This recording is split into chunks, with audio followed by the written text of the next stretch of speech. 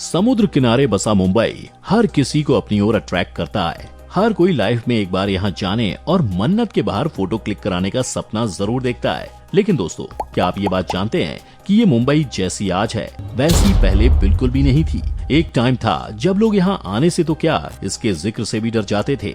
जी हाँ, ये खौफ किसी और का नहीं बल्कि मुंबई में फैले अंडरवर्ल्ड का था, जिसके नाम से कॉमन मैन ही नहीं बल्कि पूरा बॉलीवुड तक कांप उठता था। अब आप ये सोच रहे होंगे कि अगर अंडरवर्ल्ड का ये रैकेट इतना स्ट्रॉन्ग और पावरफुल था तो इसका खात्मा हुआ कैसे? क्या इसका रीजन हमारी पुलिस इंटेलिजेंस का स्ट्रॉन्ग होना था या फिर इसके पीछे छुपी थी कोई और वजह? अगर आप भी मुंबई से साफ हुए अंडरवर्ल्ड के पीछे का रीजन जानना चाहते हैं तो देखते रहिए फैक्टिफाइड का ये खास और interesting video. Factified. Facts on your face. वो कहते हैं ना कि हर चमकती चीज सोना नहीं होती, और ऐसा ही कुछ हाल मुंबई का भी है। ये माया नगरी बाहर से जितनी चमकदार दिखती है, अंदर से इसकी गलियां उतनी ही भद्दी और काली हैं।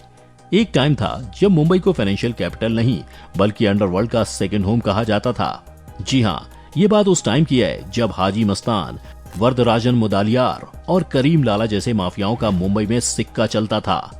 इनके एक इशारे पर खून की नदियां तक बह जाती थी। दोस्तों, मुंबई से अंडरवर्ल्ड का खात्मा कैसे हुआ, ये जानने के लिए ये समझना काफी जरूरी है कि आखिर अंडरवर्ल्ड ने मुंबई में दस्तक कैसे और कब दी। How Mumbai underworld was born. ये बात 1950 की है, जब मुंबई में शराब की सेल पूरी तरह से बैन कर दी गई थी। ये मेजर्स इतने स्ट्रिक्ट थे कि उस टाइम पर कफ सिरप को भी सिर्फ इसलिए बैन कर दिया गया था क्योंकि उसमें अल्कोहल की थोड़ी सी मात्रा थी। गवर्नमेंट के इस डिसीजन का अंजाम ये हुआ कि देखते ही देखते पूरी मुंबई में शराब की डिमांड बढ़ गई और इसके साथ ही शुरू हुई इसकी इल्लीगल सेल। छोटे नेताओं और गली छाप गुंडों ने घर में ही शराब की भट्टियां लगा डाली। वैसे शराब की इस इल्लीगल सेल में पुलिस का रोल भी सस्पिशियस रहा। कहते हैं कि पुलिस ने घूस लेकर इन इल्लीगल शराब की भट्टियों को सुलगने दिया और सुलगती शराब की इन भट्टियों के साथ ही शुरुआत हुई मुंबई में अंडरवर्ल्ड की। यानी जब शराब की स्मगलिंग बड़े स्केल पर होने लगी तो इसके साथ ही इसका धंधा कर रहे लोगों में दुश्मनी भी बढ़ने लगी। अपना रुतबा दिखाने और अपना सिक्का चलाने के लिए लड़ाइयां हुई और देखते ही देखते मुंबई कई बड़े गैंग्स में बट गई। First don of underworld. वैसे तो मुंबई में कई माफिया डॉन वजूद में आए, लेकिन एक नाम ऐसा भी है जिसने मुंबई अंडरवर्ल्ड को एक नई पहचान दिलाई, वो भी बिना गोली चलाए। जी हाँ, हम बात कर रहे हैं माफिया तस्कर हाजी मस्तान की, जो मुंबई का पहला अंडरवर्ल्ड डॉन था। किसान परिवार से ताल्लुक रखने की वजह से मस्तान ने शुरुआती दिनों में खूब गरीबी देखी। उसने स्टार्टिंग तो डॉक पर एक कुली के तौर पर की थी, लेकिन बाद में उसने कीमती सामानों की स्मगलिंग कर खूब पैसा कमाया और इस तरह वो अंडरवर्ल्ड का पहला डॉन बन गया।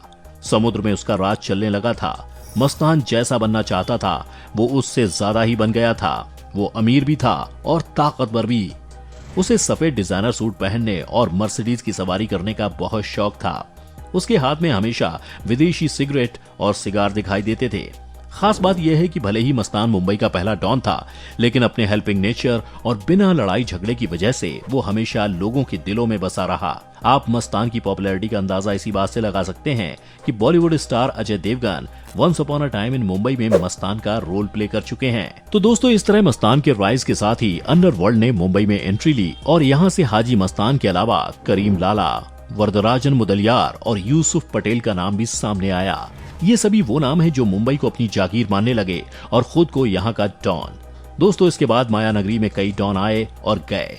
कई आपस में हुई लड़ाइयों में मरे तो कई पुलिस की गोलियों का शिकार हुए, जबकि कुछ डॉन नेचुरल डेथ में भी मरे। इसके बाद मुंबई पर राज करने वालों का नया दौर आया। इसे भी आप अंडरवर्ल्ड की इस आंधी का ही एक पार्ट कह सकते हैं। मुंबई पर राज करने की तमन्ना रखने वालों की लिस्ट में एक नाम दाऊद इब्राहिम का भी है, जो 1993 के मुंबई बॉम्ब ब्लास्ट के बाद न सिर्फ आतंक का दूसरा चेहरा बना बल्कि वो इंडिया के मोस्ट वांटेड लिस्ट में टॉप पर भी है। लेकिन अफसोस, इसके बाद भी दाऊद न सिर्फ खुलेआम घूम रहा है बल्कि वो आज भी पाकिस्तान में बैठकर कई तरह के इलीगल रैकेट्स को इंडिया में ऑपरेट कर रहा है। दोस्तों, दाऊद इब्राहिम के अलावा छोटा शकील, रामा नायक, छोटा राजन, अरुण गवली, मन्या सुर्वे, माया डोलस वो दूसरे नाम हैं जिनका एक टाइम पर मुंबई अंडरवर्ल्ड में बोलबाला था। ये गैंगस्टर बिल्डर्स, बिजनेसमैन और फिल्म मेकर से वसूली मांग रहे थे और ऐसा नहीं करने पर उनका मर्डर 12 अगस्त 1997 को मुंबई के एक मंदिर के बाहर गोलियां चलती हैं और देखते ही देखते टी सीरीज के ओनर गुलशन कुमार की गोलियों से भूनकर हत्या कर दी जाती है। गुलशन कुमार के मर्डर का रीजन ऑथर हुसैन जैदी ने अपनी किताब my name is Abu Salem में भी बताया है। बुक में उन्होंने लिखा है कि डॉन अबू सलेम ने गुलशन कुमार से 10 करोड़ रुपए की फिरौती मांगी थी। गुलशन कुमार ने इसे देने से साफ इनकार कर दिया था, जिसके बाद सबक सिखाने के लिए गुलशन कुमार को मार दिया गया। हालांकि बाद में मुंबई पुलिस ने अपनी इन्वेस्टिगेशन के बाद कहा था कि मर्डर के लिए माफियाओं के अलावा उनके कई करीबी मूवी स्टार्स भी जिम्मेदार थे। अब सच्चाई क्या है दोस्तों, ये कहना काफी मुश्किल है। आपको क्या लगता है, गुलशन कुमार की जान अपनों ने ही ली या अंडरवर्ल्ड ने? हमें कमेंट में जरूर बताएं। Communalism main reason of underworld downfall. दोस्तों, अंडरवर्ल्ड के डाउनफॉल का पहला रीजन कम्युनलिज्म को माना जाए तो कुछ गलत नहीं होगा। 1990 से पहले अंडरवर्ल्ड कभी रिलीजियस ग्राउंड पर नहीं बटा था। हिंदू मुस्लिम लीडर्स के अंडर तो मुस्लिम हिंदू लीडर्स के अंडर काम करते थे। एक दूसरे के फेस्टिवल साथ में एंजॉय करना ही मुंबई अंडरवर्ल्ड की खासियत थी।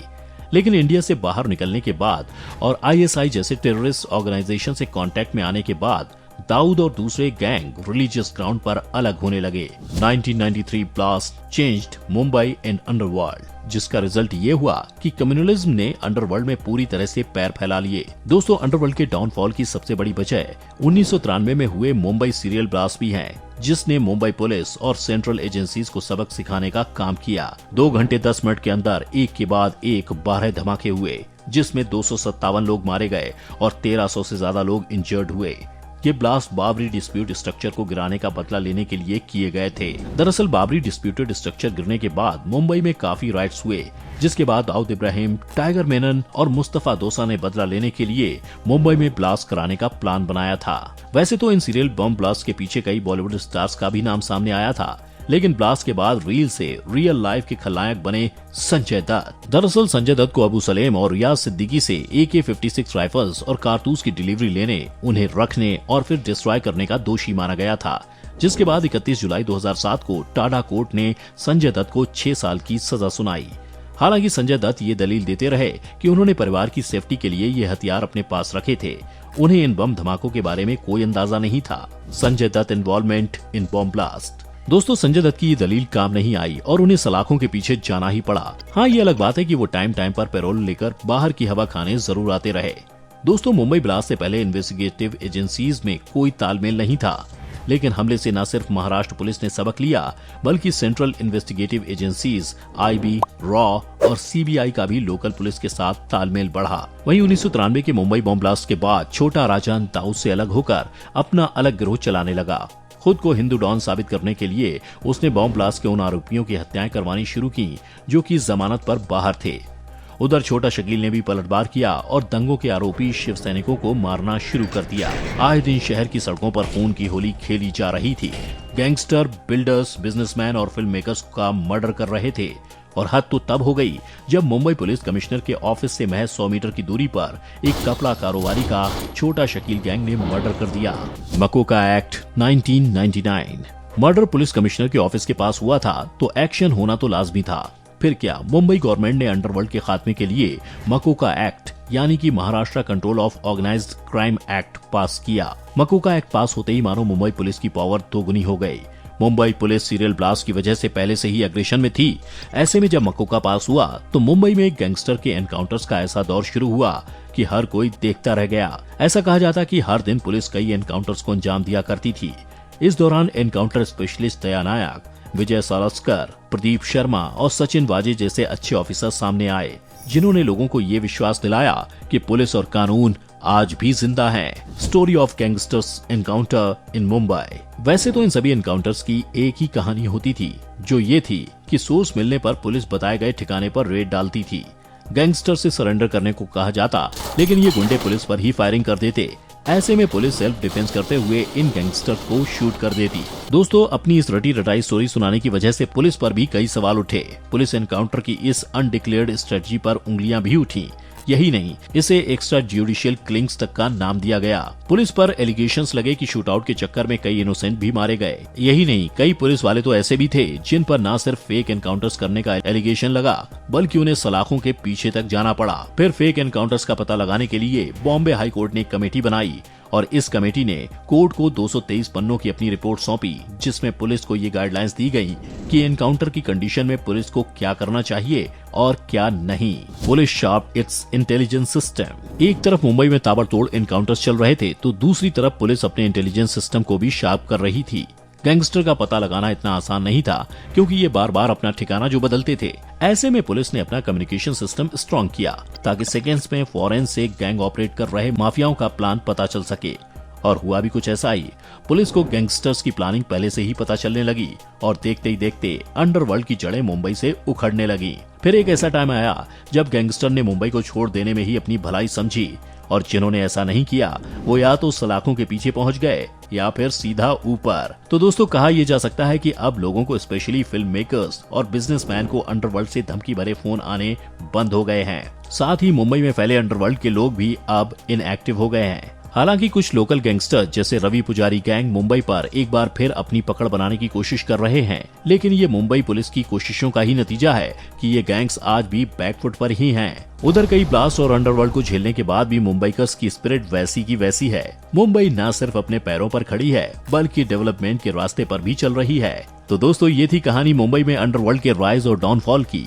आपको ये वीडियो कैसी लगी और अंडरवर्ल्ड के खात्मे के लिए किए गए मुंबई पुलिस के अंधाधुंध एनकाउंटर्स पर आपकी क्या ओपिनियन है, हमें कमेंट करके जरूर बताइएगा। साथ ही अगर ये वीडियो पसंद आई हो तो इसे लाइक और शेयर करना मत भूलिएगा। इसके साथ ही मुझे दें इजाजत, मैं फिर लौटूंगा ऐसी एक और इंटरेस्टिंग वीडियो के साथ। तब तक के लिए देखते रहिए फैक्टिफाइड।